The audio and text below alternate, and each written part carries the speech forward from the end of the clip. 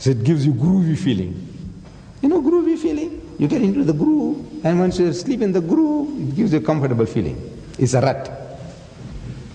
Once you are in the rut, it's a small hole in which, two tracks of wheels, if they go, they can't come out. You keep to the rut. It's like a rail, but it's a hollow rail. The difference between a rut and a grave is only depth. A rut is 1 foot deep, the other is 6 feet deep. That's all. That's the only difference. Is the depth, how much. And it's a comfortable feeling in the groove. Once you are there, you don't want to be disturbed. Nobody likes to be disturbed. We are all like that. We don't like to be disturbed. So I said, Islam gives you the answers. Bring your problems. It might not go down well, as I said, but you give an alternative to the solution that Islam offers. There isn't.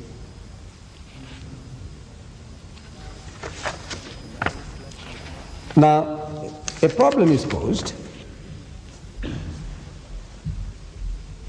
Problem is posed. He said, look, is Muhammad a spirit? If it's not the ghost, all right. Is he a spirit? We said, no, he was a solid personality. He was flesh and blood. But here it says spirit. I said, you see the same John, in the first epistle of John, chapter 4, verse 1, he says, he said, beloved, believe not every spirit, but try the spirits whether they are of God, for many false prophets have gone out into the world. That's the same John. It is his own terminology. Many false prophets have gone out into the world. So a false prophet is a false spirit, a true prophet is a true spirit. The word spirit is used synonymously for a prophet by the same John. And the same John tells us that that which is born of spirit is spirit, and that which is born of flesh is flesh. What is he talking about? Born of spirit is spirit. Do spirits cohabit? Do they? No. They don't have sexual relationship. There's no female spirit and female angel and male angel. Angel is angel. They are neuter. They are neither male nor female. They don't start cohabiting. They don't get married and start begetting children. Do they? No. In Christianity, do they? So no. Though they portray angels meaning beautiful women with wings. But angels are not beautiful women with wings. They are angelic, they are heavenly, they are spiritual beings. They are neither male nor female. They have neither shape. They can materialize according to God's will into any form or shape. But they are neither this nor that. They are neither male nor female. And they don't cohabit. They don't beget. So how can spirits beget spirits? How can you be born of spirit? Because he that is born of flesh is flesh. He that is born of spirit is spirit. Now what it means is this, that if you are motivated by spiritual consideration, you are a spiritual person. If it is material consideration that brought you here, that if I go to Mr. Deedat's last meeting, all the videotapes that will be left over, he'll give them out to the people, in the front row. Then you see everybody clamoring to get into the front row. What is your consideration? Material. Incidentally, tonight is the last night you have a chance, if you haven't got them. The videotapes of this great debate that took place in America is there. And also an audio tape of an interview with Gina Lewis on your R70, Radio 74. That's 5 francs there. You'll enjoy it. 5 francs for the cassette tape, and the others are 75 francs for the 2 tapes. There are 2 as a set. And there's the pamphlets are available in case you would write for free literature. You can also do that. The coupon is there. You can write to South Africa. Inshallah, we'll send it to you. So what was your consideration in coming here? If it was immaterial consideration, intangible consideration, a nobler motive, then you are a spiritual person. If it was material consideration, Mr. Deedat might give us 5 francs each or 10 francs each for coming and attending his meeting, and that's what brought you here, then you are a materialist. You are born of flesh, you are flesh. This material consideration, you are a materialist person. If you are born of spirit, you are spirit. Meaning that is your spiritual consideration make you spiritual. That's the language of the Bible. So, Muhammad is spirit. In other words, that his considerations are spiritual.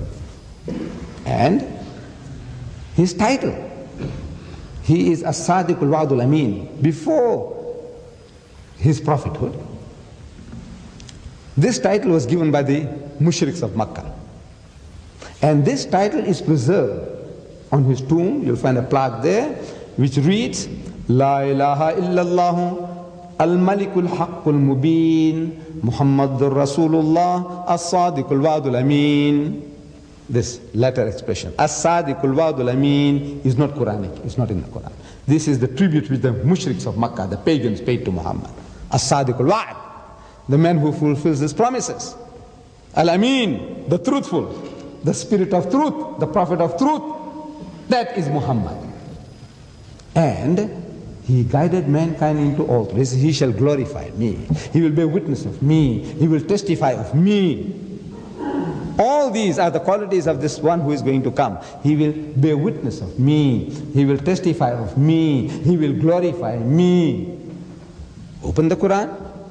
I was giving you references last night that we in Islam are made to accept that Jesus Christ was born miraculously. As against what the Jews said, that he is the illegitimate child of Mary, as against what the Christians said, that he is the begotten Son of God. The Muslim is made to say his true status, true position. That is true glory. If I pick up somebody here, anywhere, and maybe I don't know the name of your king here or your ruler here, and I pick up a poor man, a sweeper, and he says, you are the son of, say, Adolf Hitler. Well, let's say a good man. You are the son of, I don't know, the name of your rulers in the world, you know, anybody, Ziaul Haq. You see? Now if I said that, you know, if you are not, I'm actually insulting you. You know, I'm insulting you. You see? I must hold you for whatever you are. You are a lecturer in the school, or you are a janitor, or whatever you are a caretaker, you are a supervisor, whatever position you occupy, that title I give you is respect. Anything beyond or anything below, both are insulting.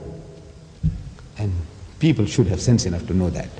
Like one French plebeian, you know, rustic, farmer, young man, he came to Paris during the reign of one of the French kings, you know, Louis so-and-so. He was very fast and loose with women. Any woman he sees that's beautiful, he used to, also he didn't have a harem, but he used them. You see, the same way that he took them in.